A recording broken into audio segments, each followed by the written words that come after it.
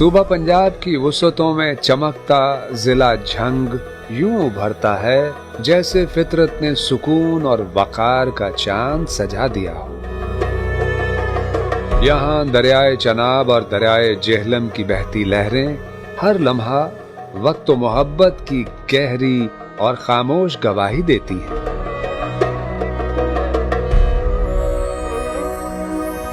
زبان و ادب کے گلزار ضلع جھنگ میں الفاظ عجب لہجے میں خوشبو بن کر بکھرتے ہیں، اور آج بھی صوفیانہ افکار مٹی سے اٹھتی بہک کی طرح دلوں میں یوں اترتے ہیں جیسے راز۔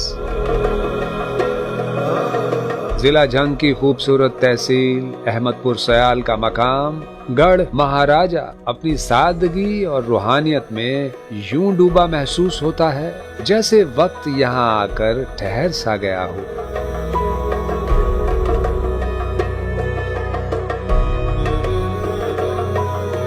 اس خاموش تقدس کے دامن میں مزار حضرت سخی سلطان باہو رحمت اللہ علیہ ایک نورانی مرکز کی صورت دلوں کو اپنی جانب کھینچتا ہے۔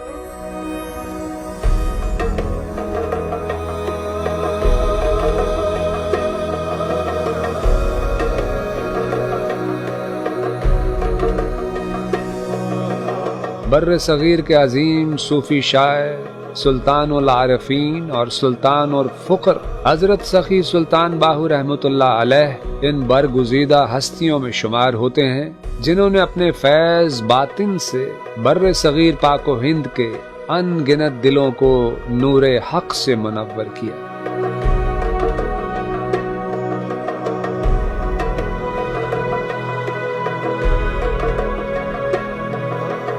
آپ کی ولادت سن 1039 ہجری بمطابق 1629 عیسوی میں ضلع جھنگ کی تحصیل شورکوٹ میں ہوئی، جبکہ آپ کے اجداد وادی سون کیسر ضلع خوشاب کے گاؤں انگا سے تعلق رکھتے تھے۔ آپ رحمت اللہ علیہ کے والد گرامی حضرت بازید محمد آبان علیہ الرحمہ مغل فرما رواں شاہ جہاں کے عہد میں ایک باوقار منصب پر فائز سپاہی تھے۔ حضرت سخی سلطان باہو رحمت اللہ علیہ کو ازل ہی سے ایک خاص روحانی نسبت عطا ہوئی اور حکم الہی سے آپ کے اسم مبارک کے ساتھ باہو کی نسبت جڑی، اور یوں آپ پیدائشی ولی کے طور پر اس دنیا میں جلوہ گر ہوئے۔ آپ کی حیات سراپائے ہدایت و معرفت کا روشن مینار تھی۔ حضرت سخی سلطان باہو کا تعلق آوان قبیلے سے تھا اور شجرہ نسب کے اعتبار سے آپ حضرت علی کرم اللہ وجہہ کی غیر فاطمی اولاد میں سے ہیں۔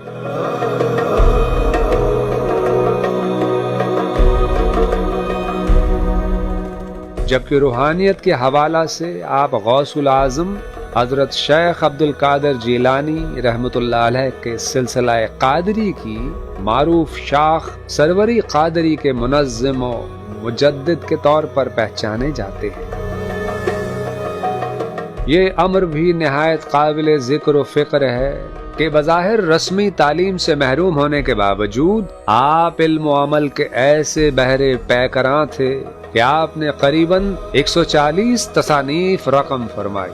آپ کا پنجابی کلام ابیات باہو آج بھی دلوں میں اترتا ہے، اور فارسی کتب دیوان باہو، رسالہ روحی شریف، گنج الاسرار اور جامع الاسرار علم و عرفان کے درخشاں مینار کی حیثیت رکھتی ہیں۔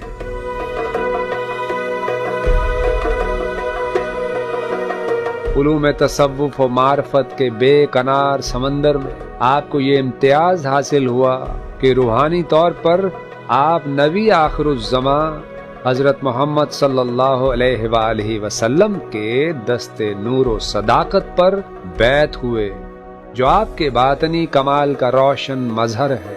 دست بیعت کرد مارا مصطفیٰ، فرزند خود خواندست مارا مجتبیٰ۔ خاک پایم از حسین و از حسن، معرفت گشتست بر من انجمن۔ یعنی کہ مجھے محمد رسول اللہ صلی اللہ علیہ وسلم نے خود اپنے ہاتھ پر بیعت فرمایا اور پھر اپنا بیٹا کہہ کر پکارا، لیکن پھر بھی میں ان کے بیٹوں حسن اور حسین کے پاؤں کی خاک ہوں، اس لیے کہ یہ ساری اللہ کی معرفت مجھ پر پوری طرح عیاں ہے۔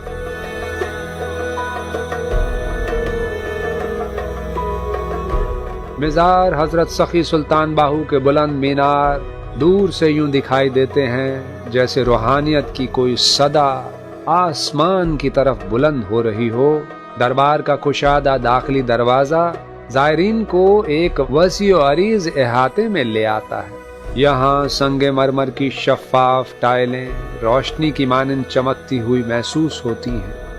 یہ اپنی مسجد نما ساخت کے باعث سادگی اور وقار کا حسین امتزاج پیش کرتی ہے۔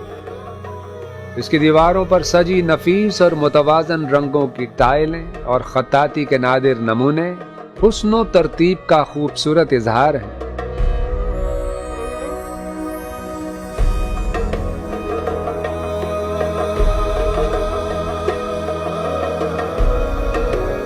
مزار حضرت سلطان باہو سے ملحقہ مسجد اپنے روایتی طرز تعمیر میں دل پر اثر کرتی دلکشی رکھتی ہے۔ مزار حضرت سخی سلطان باہو کے وسیع لنگر خانے میں روزانہ ہزاروں افراد کو 3 وقت کا کھانا اس اہتمام سے پیش کیا جاتا ہے کہ یہاں سخاوت ایک زندہ روایت کی صورت اختیار کر لیتی ہے۔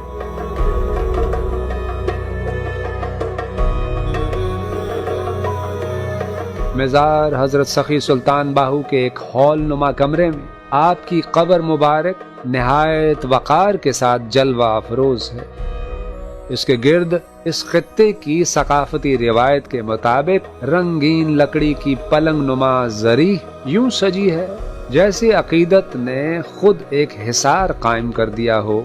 اس کے گرد زائرین خاموش خشوع کے ساتھ فاتح خوانی میں مصروف رہتے ہیں۔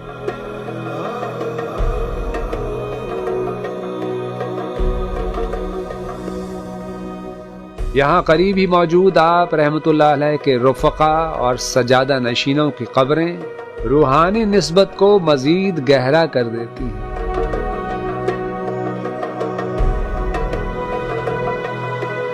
مزار کی چھت کی اندرونی سطح پر کی گئی نفیس رنگوں کی دلکش کاریگری ایک ایسا منظر پیش کرتی ہے جو محبت و عقیدت کی جھلک بن کر ابھرتا ہے۔ اپنی نزاکت و ترتیب میں یہ فن کمال مغل طرز تعمیر کی حسین یاد تازہ کرتا ہے۔ سلطان الفقراء اور سلطان العارفین حضرت سخی سلطان باہو 1102 ہجری بمطابق 1691 عیسوی میں اس جہان فانی سے پردہ فرما گئے، مگر آپ کی روحانی نسبت آج بھی دلوں میں زندہ ہے۔